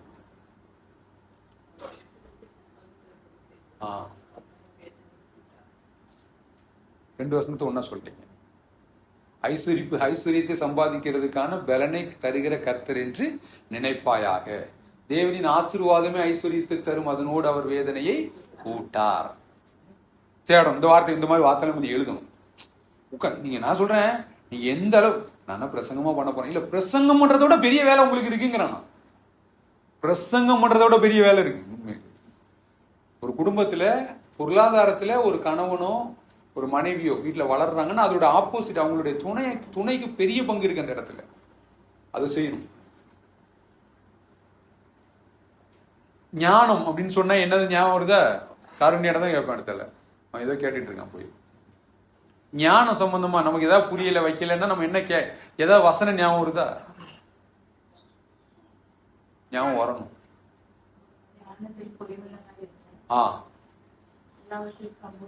இதெல்லாம் எவ்வளவு காலத்துக்கு அப்புறம் நாங்க கேட்க வேண்டியிருக்கு அப்படின்னு சின்ன பிள்ளைகள் சொல்லணும். உண்மையில அதுல இது நமக்கு எப்ப தெரியுது பாருங்க. ஒருத்தன் ஞானத்துல குறைவுள்ளவனா இருந்தா அவர்கிட்ட கேட்கணும். அவர் ஒருவரையும் கடிந்து கொள்ளாதவர் அப்படின்னு போட்டுரும். நம்முடைய அதே கேட்டா இது தெரியாத உனக்கு அப்படி சொல்லுவாங்க, அப்படி சொல்ல மாட்டாராம். அவர் தருவாராம். இது நமக்கு ரொம்ப ரொம்ப முக்கியமான விஷயம். பார்த்துக்கோங்க. வேற ஞானத்துல குறைவுள்ள அந்த வேற ஏதாவது பரவாயில்ல கொஞ்ச நாள் அதெல்லாம் சரியாயிரும். ஆண்டவரே பார்த்துப்பாரு, அதை விட்டுருங்க நீங்க. அதில் வேலையை அவரு ஹேண்டில் பண்ணுவாரு. விடுங்க, நீங்க சொல்லுங்க. ஞான சம்பந்தமா வேற என்ன வருது? நான் சொல்றேன், நமக்கு இது தெரிய கூட இல்லைன்னா எப்படி ஞானம் வரும்னு நான் கேட்கிறேன். இந்த வார்த்தை கூட நமக்கு புரிய மாட்டேங்குது அப்படின்னு சொன்னா எப்படி படிக்க முடியும்? எஸ், வேற சூப்பர்.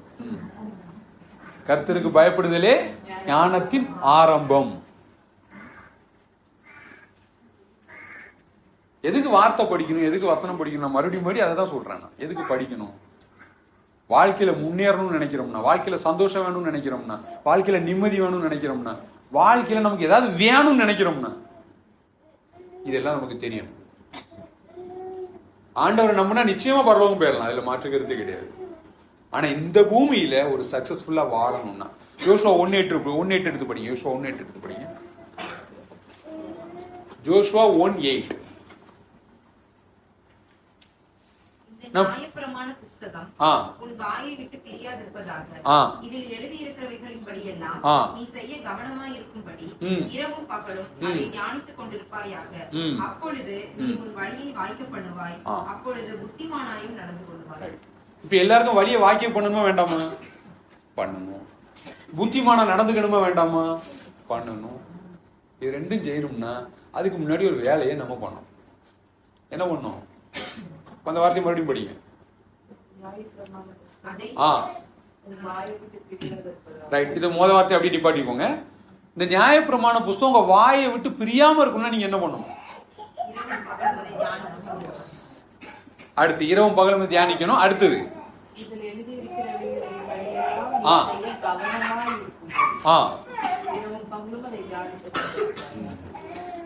அதை ரொம்ப கவனமா செய்யணும்னா என்ன பண்ணணும்? தியானமா இருக்கணும். வாயில வரணும்னு என்ன பண்ணணும்? தியானமா இருக்கணும். இப்படி செஞ்சா என்ன நடக்கும்? பிள்ளைங்களுக்கு சொல்றேன் நான். கொஞ்ச காலத்துக்கு முன்னாடி ஒரு 4 வருஷம் இருக்குமா ஒண்ணுதான், ஒரு 5 வருஷம் இருக்குமா, அந்த சிஎஸ்சி சர்ச்சில் வசனம் சொன்னீங்க. ஒரு 4 வருஷம் இருக்குமா, 5 வருஷம் இருக்குமா? 5 வருஷம் இருக்கும். இந்த மனப்பாட வசனம் சொல்ல சொன்னாங்க. ஒண்ணுதான் வந்து சொல்லி இந்த பத்துக்கும். இப்ப அந்த மாதிரி நான் திரும்ப பண்ணலாம்னு யோசிக்கேன். ஒரு 130 வசனம் சம்திங் இருக்கும். அத முன்னாடி போய் நின்று சொல்லிக்கிட்டே இருக்கா.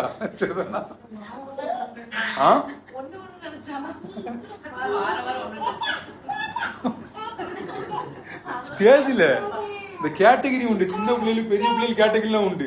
இவ எல்லா கேட்டகரியும் தாண்டி போய் வந்து சொல்லிக்கிட்டே இருக்கா.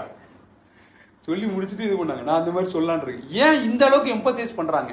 இப்ப நீங்களும் நானும் சொல்ற மாதிரி, அதாவது கிறிஸ்தவத்துல இந்த அளவுக்கு எம்பசைஸ் பண்றாங்கல்ல, இது மாதிரி வேற எங்கேயுமே பண்ண மாட்டாங்க. இருக்கு, எல்லாத்துலயும் இருக்கு. வேற எந்த மார்க்கத்துல எடுத்துக்கிட்டாலும் எல்லாத்தையும் இருக்கு. ஆனா அப்படி பண்ண மாட்டாங்க. ஏன்னா நீங்களும் நானும் ஏன் அவ்வளவு பண்றோம் இல்ல? அந்த வார்த்தை அந்த வார்த்தை அந்த வார்த்தை அப்படின்னு தேவனுடைய வார்த்தை நம்மளை ரொம்ப அழுத்தி பேசுறது பார்த்துக்கோங்க. இதை மட்டும் தியானிச்சுட்டு இருப்பாங்க. இதுதான் இந்த வாக்குத்தத்தோட ஸ்பெஷாலிட்டி பார்த்துக்கோங்க. ஆபிரகாம் ஆண்டோடைய வார்த்தையை பெருசா நினைச்சானா? யோசேப்பு ஆண்டோடைய வார்த்தையை பெருசா நினைச்சானா? தாவீது ஆண்டோடைய வார்த்தையை பெருசா நினைச்சாரா? பேதுருவா இருக்கலாம். பேதுரு சொல்றாரு, நாங்க அவரு மறுரூப மலையில இருந்து நாங்க பார்த்தோங்க அப்படிங்கிறாரு. ஆனா அதை விட நமக்கு ஒண்ணு உண்டு, தீர்க்க தரிசன வார்த்தை உண்டுன்னு போடுற சொல்றாரு. இதை நீங்க பெருசா நினைக்கணும். பிள்ளைங்களும் அந்த மாதிரிதான், அதை பெருசா யோசிக்கும். அந்த மனப்படம் அப்படி வச்சிடலாமா? எப்ப வைக்கலாம்? எல்லாரையும் சொல்ல வைக்க. எவ்வளவு நாளும் படிக்க முடியும் படிச்சுட்டு வாங்க. பிள்ளைகள் மட்டும்தான்ப்பா, உங்களுக்கு கிடையாது. பெரிய ஆளுகளும் வச்சிருமா? இல்ல நான் ஒண்ணு சொல்லட்டுமா? ஒண்ணுல ஒரு 6 மாசம் டைம் முடிச்சு உங்களுக்கு வேலையில இருக்கணும்னு அடுத்த இதை படிச்சுட்டு வரணும்னா படிப்பீங்களா மாட்டீங்களா? கண்டிப்பா. படிச்சீங்கன்னா ப்ரமோஷன் உண்டு, எழுதுங்க எப்பன்னு சொல்லுங்க, அதை நாங்க பண்றோம். நாங்க இல்ல நான் சொல்றேன், இது அதெல்லாம் விட சொல்லுங்க, இப்ப சொல்லுங்க, இப்ப வாரம் மத்தியானம் வாரம் அவ்வளவுதானே. எவ்வளவு எக்ஸாம் நம்ம படிச்சு எழுதுறோம்ல. நான் சொல்றேன், இது வாழ்க்கையில இதெல்லாம் செய்யறதுக்கு நமக்கு அவ்வளவு பயனுள்ளதா இருக்கும். ஒரு விஷயத்தான் திரும்ப திரும்ப சொல்லுங்க. நிறைய வசனங்கள் 8 வந்து கொஞ்சம் வசனங்கள் கூட படிப்போம். சரியா? நம்ம கொஞ்சம் வசனங்களோட வாசிப்போம். நம்ம ஆறுதலுக்கும் விஷயங்களுக்கும் தேவன் நிறைய வார்த்தைகளை நமக்கு தந்திருக்கிறார் பார்த்துக்கணும். பிலிப்பியர் 4 எடுங்க, 4, 6, 7. பிலிப்பியர் 4, 6, 7. நீங்கள் ஒன்றுக்கும் கவலைப்படாமல் நீங்கள் ஒன்றுக்கும் கவலைப்படாமல் எல்லாவற்றையும் குறித்து உங்கள் விண்ணப்பங்களை ஸ்தோத்திரத்தோடே கூடிய ஜெபத்தினாலும் வேண்டுதலினாலும் தேவனுக்கு தெரியப்படுத்துங்கள். அப்பொழுது எல்லா புத்திக்கும் மேலான தேவ சமாதானம் உங்கள் இருதயங்களையும் உங்கள் சிந்தைகளையும் கிறிஸ்து இயேசுவுக்குள்ளாக காத்துக்கொள்ளும். நீங்க சமாதானம் வரீங்க. வேதம் வந்து உங்களுக்கு ஒரு அட்வைஸ் மட்டும் பண்ணல, உங்களை அதை ஒரு நடைமுறையான வழியையும் சொல்லி கொடுக்குது. நீங்க கவலைப்படாம இருக்கணும் ஆண்டவர் விரும்புறாரா? இருக்கிறாரு. சமாதானமா இருக்கணும்னு நினைக்கிறாரா? இருக்கிறாரு. அதுக்கு வழியை சொல்லி கொடுக்காரு. என்ன சொல்லணுமா? நீங்கள் ஒன்றுக்கும் கவலைப்படாமல் எல்லாவற்றையும் குறித்து உங்கள் விண்ணப்பங்களை ஸ்தோத்திரத்தோடு கூடிய ஜெபத்தினாலும் வேண்டுதலினாலும் தேவனுக்கு தெரியப்படுத்துங்கள். தேவனுக்கு தெரியுமா தெரியாதா? தெரியும். அவருக்கு தெரியும்னு நமக்கு தெரியணும். அதுக்காக எல்லாம் பண்ண சொல்லு. அவருக்கு தெரியும், தெரியப்படுத்துங்கன்னா அவருக்கு அட்லீஸ்ட் சொல்லலாம் மாட்டேன் சொல்லணும். உங்கள்கிட்ட வரும் இப்போ மனபாரமெல்லாம் குறைஞ்சிச்சு அடிப்பாங்களே, அதுக்காக தான் சொல்லிடுங்க அவர்கிட்ட. அவர் ஒருத்தர் தான் எங்கேயும் ஷேர் பண்ண மாட்டாப்புல, கமெண்ட்டும் பண்ண மாட்டார். கவலைப்படாங்க. அங்கே கரெக்டாக அவருக்கு கேட்டுட்டு அப்படியே இடத்துல அமைதியாக இருப்பார். சரிதானா? ஸோ ஆமாம், அதே தான். அதனால அப்பொழுது எல்லா புத்திக்கும் மேலான தேவ சமாதானம் உங்கள் இருதயங்களையும் உங்கள் சிந்தைகளையும் கிறிஸ்து இயேசுவுக்குள்ளாக காத்து கொள்ளும். இதுக்கு உங்களுக்கான ப்ராமிஸ் இது. நீங்க கவலைப்படாம வாழ்றதுக்கான வாக்குத்தத்தம் பத்துக்குங்க சொல்றாரு, நடக்கும். நீங்க என்ன பண்ணணும்? ஆமா ஆண்டவரே, நான் அதை செய்யறேன்னு சொல்லிடுறேன். இதை செய்யணும்னா முதல்ல வார்த்தை தெரியணும்ல. நமக்கு இந்த வார்த்தை தெரியணும்ல. இன்னொரு வார்த்தை படிக்கிறேன் பாருங்க, யோவான் 14:27 எடுங்க. யோவான் 14:27. நான் சொல்ற வசனத்துல நீங்க மனப்பாடமா படிச்சா கூட நல்லதுன்னு வச்சுக்கோங்க. 14:27. சமாதானத்தை உங்களுக்கு வைத்து போகிறேன், என்னுடைய சமாதானத்தையே உங்களுக்கு கொடுக்கிறேன். உலகம் கொடுக்கிற பிரகாரம் நான் உங்களுக்கு கொடுக்கவில்லை. இல்லை, உங்கள் இருதயம் கலங்காமலும் பயப்படாமலும் இருப்பதாக. ஓகே, போதும். அவர் சொல்றாரு, என்ன பண்றாரு? ஏன் சமாதானத்தை உங்களுக்கு நான் தாரேன், இந்த உலகம் தர்றபடி கிடையாது இல்லையா? அவர் சமாதானம் எப்படி சமாதானம் தெரியுமா? அவர் எவ்வளவோ நன்மை பண்ணாரு, ஆனா அவருக்கு எதிர்த்தால எல்லாம் தீமை தான் பண்ணாங்க. அவர் என்ன பண்ணிருக்கலாம்? அந்த உலகமே அப்படித்தானே, எல்லாத்தையும் நன்மையெல்லாம் வாங்கிட்டு கடைசியில் இப்படி பண்ணிட்டாங்கல்ல. கூட இருந்த எல்லாரும், அதாவது இந்த ரியாக்ட்லாம் பண்ணாம நம்ம கரெக்டா நம்ம வந்து என்ன பண்ணலாம், செயல்படலாம். பார்த்துக்கோங்க. நீ யாரா இருப்பா, நான் யாரா இருக்கணும், அப்படிதான் நான் இருப்பேன்னு ஆண்டவர் சொன்னார். அந்த மாதிரி சமாதானம் பண்றதுக்கெல்லாம் திருப்பி நான் யாருன்னு காட்டுதான் பாரு, அப்படிலாம் பண்ணாதீங்க. யாரும் நீங்களும் காட்டாதீங்க. வேதம் சொல்லுது தேவனுக்கு கீழ்ப்படிந்திருங்கள். தேவன் நீங்க யாருன்னு காமிப்பாரு, விட்டுருங்க. யோசேப்பு சொன்ன மாதிரி தான், நீங்க எல்லாரும் சேர்ந்து எனக்கு தீமை பண்ண நினைச்சீங்க, ஆனா தேவன் எனக்கு நன்மை செஞ்சார். எப்படிப்பட்ட நன்மைனா உங்களுக்கும் நன்மை செய்யறதுக்கு எனக்கு நன்மை செஞ்சிருக்காரு. ஜீவ ரட்சணை செய்யும்படியாக அவர் என்னை உங்களுக்கு முன்னாக அனுப்பினார் அப்படின்னு சொல்லும்போது, சமாதானத்துக்கு தேவனுடைய வார்த்தை என்னெல்லாம் சொல்லுதுன்னு பாருங்க. மத்தேயு 11:28 எடுங்க. மத்தேயு 11:28. இந்த வார்த்தையெல்லாம் எல்லாமே மனப்பாடம் கூட பண்ணிடலாம் நீங்க.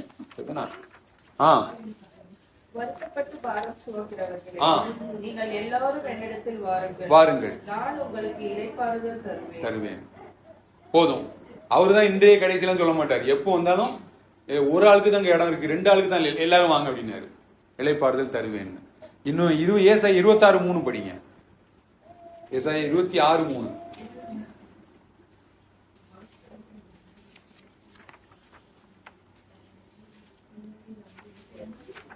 படிங்க. உம்மை உறுதியாய் பற்றிக் கொண்ட மனதை உடையவர், உம்மையே நம்பி இருக்கிறபடியால் நீர் அவனை பூரண சமாதானத்துடன் காத்துக் கொள்வீர். எப்படி? இன்னொரு தடவை படிங்க. உம்மை உறுதியாய் பற்றிக் கொண்ட மனதை உடையவன், உம்மையே நம்பி இருக்கிறபடியால் நீர் அவனை பூரண சமாதானத்துடன் காத்துக்கொள். எந்த வசனத்தை எக்ஸ்பிளைன் பண்ண வேண்டிய இன்னொரு வசனம் சொல்லியிருக்கேன். அப்பத்தினால் மாத்திரமல்ல, தேவனுடைய வாயிலிருந்து புறப்படுகிற ஒவ்வொரு வார்த்தையினாலும் மனுஷன் பிழைப்பான். ஓகே, இந்த வார்த்தைக்கு பார்த்து சொல்லியிருக்கேன். அவரையே நம்பி இருக்கிறபடினாலே அவர் என்ன பண்றாராம்? பூரண சமாதானத்துடன் அவர் காத்துக் கொள்கிறார் இல்லையா? நீங்களும் நானும் செய்ய வேண்டியது என்ன? அவரை நம்பி இருக்கிறார். ஸோ இந்த மாதிரி வாக்கு தத்தங்களை ஒவ்வொன்றுக்கும் இண்டிவிஜுவலா நான் நிறைய பேசுறேன். இது கொஞ்சம் காமனா பேசணும்னு யோசிச்சேன். முதல்ல பிரச்சனைன்னு சொன்னா முதல்ல என்ன ஞாபகம் வரணும்? வார்த்தை ஞாபகத்துக்கு வரணும், வாக்கு தத்தம் ஞாபகத்துக்கு வரணும். ஆண்டவர் இப்படி சொல்லியிருக்காரு, அவர் சொல்றாரு என்கிட்ட சொல்லுங்கிறாரு, போடுங்க எனக்கு கட்டளை கொடுங்கன்னு சொல்றாரு. அவர் செய்வாராம். பூமியில 2 பேர் ஒரு மனசு பட்டா அந்த காரியம் என்ன பண்ணுமா? நடக்குமா? ஆண்டவர் கூட உங்க ஒரு மனசு சேரும்னு சொன்னா இந்த பூமியில நீங்க விரும்புற காரியங்கள் நடக்கும். அதனால சொல்யூஷனே இல்லைன்னு ஒருபோதும் யோசிக்காதீங்க. ஐயோ நிர்கதியா நிக்கிறேனே, பிரச்சனைக்குள்ள நிக்கிறேனே, அப்படி ஒருபோதும் யோசிக்காதீங்க. தேவன் உங்களுக்கு வார்த்தை அனுப்பி இருக்கிறார். ஆதியிலே வார்த்தை இருந்தது, அந்த வார்த்தை தேவனாய் இருந்தது, அவர் தேவனோடு இருந்தார். அந்த வார்த்தை கிருபை பொருந்தினவராக நமக்குள் வாசம் பண்ணினார் என்று சொல்லப்பட்டிருக்கிறது.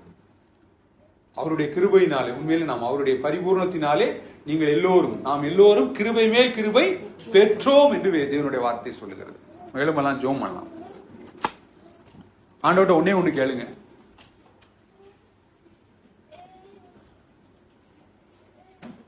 எங்களுக்கு பிரகாசம் உள்ள ஒரு மனக்கண்களை தாங்க ஆண்டவரேன்னு கேளு.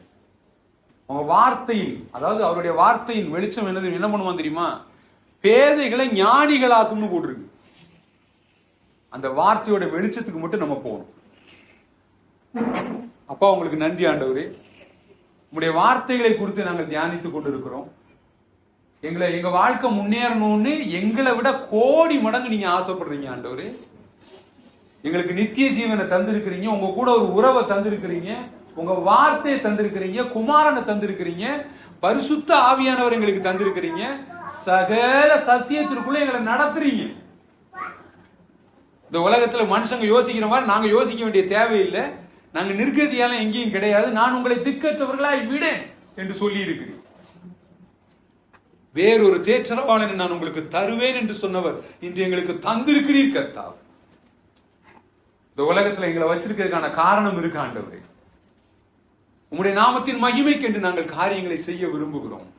நாங்க சாப்பிட்டாலும், நல்ல ட்ரெஸ் போட்டாலும் ஆண்டவரே, நல்ல ஒரு இடத்துல குடியிருந்தாலும், ஒரு நல்ல கார் ஓட்டினாலும், நல்ல வேலைக்கு போனாலும், நல்ல ஒரு இடத்தை போய் பார்க்க போனாலும், நாங்கள் எதை அனுபவித்தாலும் உங்களுடைய நாமத்தின் மகிமைக்காக அதை நாங்கள் செய்கிறோம். நீர் அதை ஆண்டவரே, அதை நீர் சந்தோஷமா பார்க்கிறீர் கர்த்தாவே. இருக்கிற ஒவ்வொரு பிள்ளைகளுக்காக நான் செபிக்கிறேன். சூழ்நிலை மத்தியில நின்று சவாலை சந்திக்கும் போது, நின்று தயங்கி யோசிக்கும் போது முதல்ல உடைய வார்த்தை ஞாபகத்துக்கு வரட்டும் ஆண்டவரே. நீர் இருக்கிறீர் அப்படின்னு வரட்டும் ஆண்டவரே. மலைகள் விலகினாலும், பர்வதங்கள் நிலைவேர்ந்து போனாலும், என் கிருபை உன்னை விட்டு விலகாமலும், என் சமாதானத்தின் உடன்படிக்கை நிலை பெயராமலும் இருக்கும் என்று உன்மேல் மனதுருகிற கர்த்தர் சொல்லுகிறார் என்று சொல்லி இருக்கிறேன். நான் உன்னை விட்டு விலகுவதும் இல்லை, நான் உன்னை கைவிடுவதும் இல்லை என்று சொல்லி இருக்கிறீர் கர்த்தர். ஆகையினால நாங்க என்ன சொல்லுவோம்? கர்த்தர் எங்களுக்கு சகாயர், மனுஷன் எனக்கு என்ன செய்வான் என்று நான் சொல்லலாமே என்று சொல்லப்பட்டிருக்கிறது. நாங்க சொல்றோம், பிள்ளைகளுடைய வாயிலிருந்து உங்க வார்த்தை பிரியாமல் இருக்கட்டும். அவங்க மனசுல இருந்து உங்க வார்த்தை தியானிப்பது அது நின்று போகாமல் இருக்கட்டும். அவங்க போகிற வழியை வாய்க்க பண்ணட்டும், புத்திமானாய் நடந்து கொள்ளட்டும். ஆண்டவரே, எங்க வளர்ச்சியில எங்களுக்கு இருக்கிற ஆர்வத்தோட உங்களுக்கு இருக்கிற ஆர்வம் அதிகம் ஆண்டவரே. நிச்சயமா ஆண்டவரே, நீர் உங்க விருப்பம் இந்த பூமியில நடைபெறும். எங்களை எல்லாத்தையும் என்ன நோக்கத்திற்காக இந்த பூமியில வச்சீங்களோ அந்த நோக்கம் இயேசு கிறிஸ்துவின் நாமத்தில் நிறைவேறும் ஆண்டவரே. நாங்க நம்புறோம். நீ பயப்படாத, உன் வலது கையை பிடித்து சொல்கிறதாவும், நான் உங்ககிட்ட சொன்னதை சொல்லி உங்ககிட்ட சொன்னதை நிறைவேற அளவு உன் கையை விட மாட்டேன் அப்படி நீங்க சொல்லியிருக்கீங்க. சூழ்நிலை மாறலாம், அது மாறலாம், இது மாறலாம், எங்க உணர்ச்சி கூட மாறலாம். ஆனால் எங்க கிட்ட பேசின உங்க உண்மை மாறவே மாறாது. பிள்ளைகளை பார்த்து நான் அப்படியே சொல்றேன் ஆண்டவரே, அவங்களை அப்படியே நான் பிளஸ் பண்றேன் ஆண்டவர். உங்க வார்த்தை இவ்வளவு நேரம் கேட்டிருக்காங்க, அந்த வார்த்தை 100 மடங்கு பலன் தரட்டும். அது நல்ல நிலத்துல விதைக்கப்பட்ட வார்த்தை மாதிரி இருக்கட்டும் ஆண்டவர். நீர் பாதுகாத்துக் கொள்வீர்களா? உங்களை கனம் பண்ணி தான் அவ்வளவு நேரம் உட்கார்ந்து கேட்டிருக்காங்க ஆண்டவர். அவங்க அந்த வார்த்தை அவர்களை அதை செய்ய வைக்கட்டும். நாங்க உன்னை செய்யறோம்னு தாண்டி இந்த வார்த்தை கேட்கும் போது அது உன்னை பலப்படுத்துமே என்று சொல்லி இருக்கிறீர். ஆமாண்டவரே, நாங்கள் அப்பத்தினால் மாத்திரம் பிழைக்கிறவர்கள் அல்ல, எங்கள் தேவனுடைய வார்த்தையினால் பிழைக்கிறவர்கள் கர்த்தாவே. நீர் அப்படியே எங்களை வைத்திருப்பதற்காக நன்றி. பிள்ளைகளை பிளஸ் பண்றோம், தொடர்ச்சி அவங்களை பாதுகாத்துக்கோங்க, பலப்படுத்துங்க ஆண்டவரே. இயேசு கிறிஸ்துவின் நாமத்தில் ஜெபிக்கிறவங்க நல்ல பிதாவே. ஆமென் ஆமென். என் ஆத்துமாவே கர்த்தரை ஸ்தோத்தரி, என் முழு உள்ளமே அவருடைய பரிசுத்த நாமத்தை ஸ்தோத்தரி. என் ஆத்துமாவே கர்த்தரை ஸ்தோத்தரி, அவர் செய்த சகல உபகாரத்தை மறவாது. Amen amen. Praise the Lord, praise the Lord, praise the Lord.